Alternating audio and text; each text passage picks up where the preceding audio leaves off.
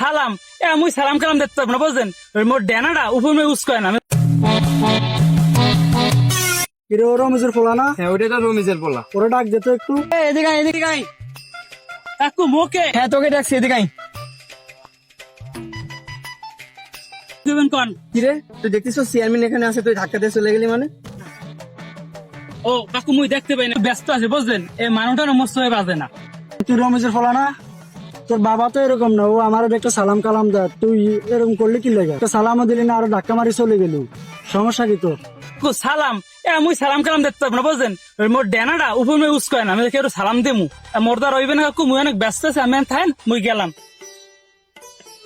দেখছেন চেয়ারম্যান সাহেব, ছেলেটা অনেক বেদব। ছেলেটার বাবা কিন্তু অনেক ভালো ছিল, ছেলেটা অনেক বেদব হয়ে গেছে।